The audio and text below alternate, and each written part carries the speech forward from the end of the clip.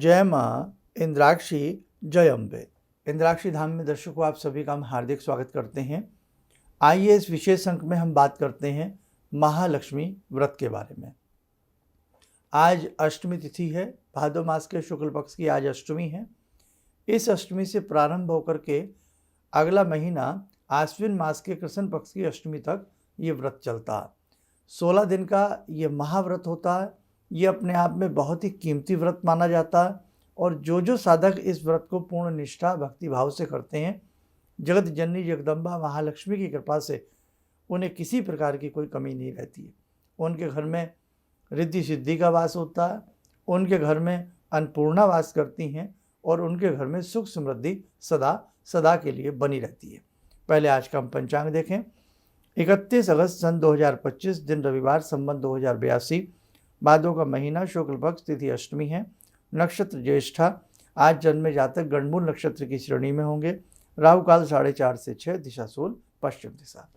अब देखिएगा, भादो मास के शुक्ल पक्ष की अष्टमी से आश्विन मास के कृष्ण पक्ष की अष्टमी तक 16 दिन ये पर्यंत व्रत चलता है। सुबह स्नान आदि करके भगवती महालक्ष्मी का आप लोग ध्यान करें और आपके घर में कोई चित्र हो, कैलेंडर पर हो, मूर्ति हो, जो भी हो, उसको अपने समक्ष रख करके भगवती जगत जननी का आप बहुत भक्ति भाव से, आतर भाव से पूजा करें। और एक 16 दिन का ये व्रत होता है, तो 16 धागे ले लें। उन धागों को एक साथ बट करके, और इतना बड़ा वो होना चाहिए कि आप उसे अपने बाजू पर बांध सकें या उसे दाहिने हाथ में आप उसे रक्षा सूत्र की तरह बांध सकें। 16 गांठें उसमें लगाई जाएंगी, तो उस हिसाब से आप उस सूत्र को बना लें। थोड़ा बहुत बड़ा भी हो जाए कोई बात नहीं है। 16 दिन का व्रत है, इसलिए इसमें 16 गांठें लगती हैं। 16 सूत्र का धागा होता है। अब उसको आप धागे को रख लें। पीले रंग का धागा हो या लाल रंग का धागा हो तो अति उत्तम रहता है। भगवती लक्ष्मी के सामने उसको रखें और पहले भगवती लक्ष्मी का षोडशोपचार या पंचोपचार पूजन बहुत भक्ति भाव से धूप दीप फल फूल आदि उनको अर्पण करके कर लें। उसके बाद उस धागे को उठावें। 16 ही गांठ उसमें कुछ दूरी अंतराल पर लगा लें और 16 गांठें जब उसमें लगावें, हर गांठ पर ओम महालक्ष्मी नमः आप लोग बोलें। जब 16 गांठें लग जाएं, सूत्र को सामने रख दें। सामने रख करके सूत्र को भी धूप दीप दे करके उसकी पूजा कर लें और उसके बाद मन में ये विचरण करें, हे भगवती, हे महालक्ष्मी, आपकी कृपा से हम 16 दिन का पर्यंत का ये व्रत करेंगे। इस व्रत में बहुत लोग दिन में निराहार रहते हैं, संध्या के समय भोजन लेते हैं, या बहुत लोग क्या करते हैं, दिन में दुग्ध ले लेते हैं, फल ले लेते हैं और संध्या के समय जैसे आम व्रत खोलते हैं वैसे इस व्रत को आप खोल लीजिए। क्योंकि 16 दिन का व्रत है, एक दो दिन का तो ये है नहीं। और दिन में चलते फिरते उठते बैठते भगवती लक्ष्मी का ध्यान करते हुए महालक्ष्मी नमः, महालक्ष्मी नमः, महालक्ष्मी नमः, महालक्ष्मी नमः, इस मंत्र को आप मनि मन जपते रहें। या ओम श्रीम श्री नमः, ओम श्रीम श्री नमः, ओम श्रीम श्री नमः। पीले रंग के रेशमी वस्त्र या गुलाबी रंग के परिधान अक्सर इस 16 दिन के व्रत में आप पहने। सुगंधित केवड़ा आदि का खुशबू अपने घर में रखें। देसी जो इत्र होते हैं, सेंट होते हैं देसी वाले, जैसे मोगरा, चमेली, इसके इत्रों की सुगंध 16 दिन के लिए अपने घर में अच्छे से बना करके रखें। और रात्रि में भी जब आप सोमें, इसी महालक्ष्मी मंत्र को जपते जपते सोमें। और जहाँ लक्ष्मी जी की आपने तस्वीर फोटो रखी है, वहाँ अक्सर खुशबू वाले फूलों का बिछौना सा रात्रि में बिछा दिया करें। तो ये जैसे जैसे इसके 12 दिन, 13 दिन, 15 दिन बीतते जाएंगे और जब 16वां दिन आता है, 16वां दिन भी अष्टमी का ही होता है, तो अष्टमी के दिन फिर क्या करें, खूब अच्छे से भगवती महालक्ष्मी का पूजन करें।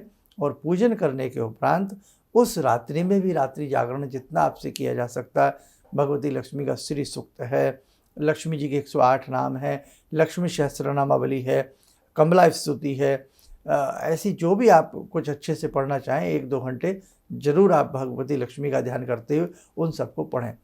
16 प्रकार के द्रव्यों का दान देना, 16 दीप बनाना, 16 लड्डू अर्पण करना और 16 ही पंजीरी अर्पण करना, 16 प्रकार के फल या एक ही फल को 16 की संख्या में लेना, ये सब ब्राह्मणों को या किसी आसपास के मंदिर में आप दिन में दे सकते हैं या संध्या के समय भी दे सकते हैं। और बीच बीच में संध्या के समय में, शाम के समय भी श्री सूक्त आदि का पाठ किया जा सकता है। और बाकी आपकी जैसी अपनी परंपराएं हो वो करें। और इसमें एक ध्यान रखें, प्रतिदिन जो इस व्रत से संबंधित एक कथा है वो प्रतिदिन सुनी जाती है। उसमें 16 चावल के दाने और 16 दुर्वा के तृण हाथ में लेकर के कथा सुनी जाती है लक्ष्मी जी की, और उसके बाद फिर वो तृण और वो चावल लक्ष्मी जी के चरणों में अर्पण कर दिए जाते हैं। 16 दिन का ये कर्म रहता है। तो ये मैंने बहुत ही संक्षिप्त रूप में आपको बताया है। हाँ, एक बात का मुझे खेद है कि मैंने ये आपको लेट बताया है। जो साधक केवल इंद्राक्षी धाम का कार्यक्रम देख करके ही कुछ करने का प्रयास करते हैं, तो वास्तव में हम क्षमा के प्रार्थी हैं कि ये आपको हमने बहुत लेट बताया, और कुछ ऐसे मैसेज भी हमें मिल रहे थे, लेकिन बस बेटा क्या करें, जैसे ईश्वर की इच्छा होती है। तो आज अभी सुबह के 7:02, 4, 5, 6, 7 मिनट हुए हैं।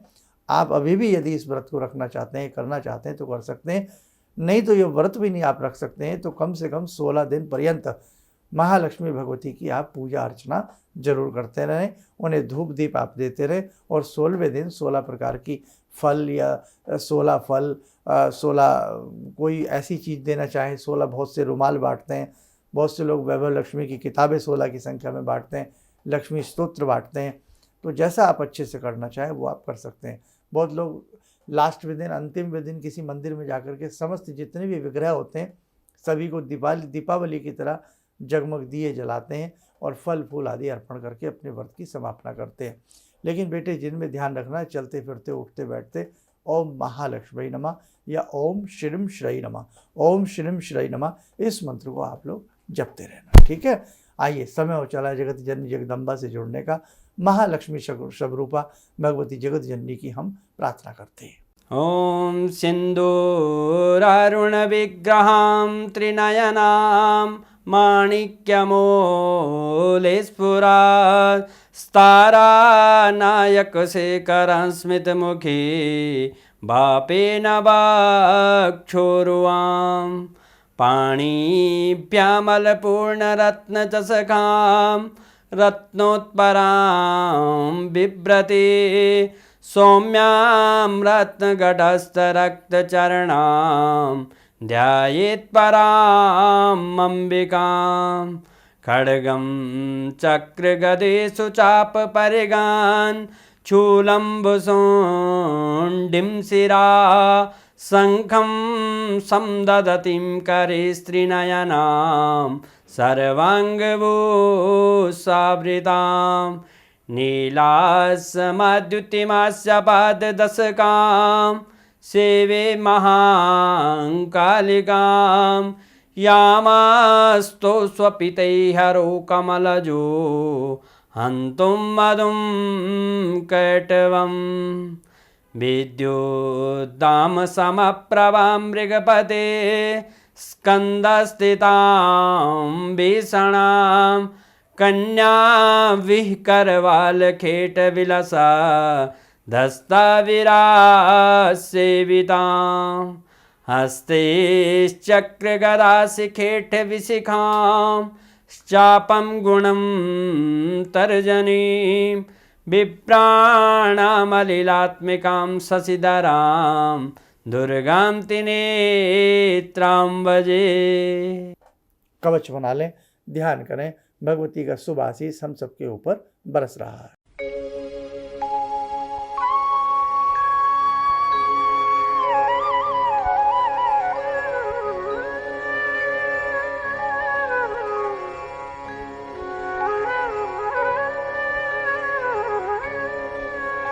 ओम बोलते हुए नेत्र खोलें, सामान्य हो जाए।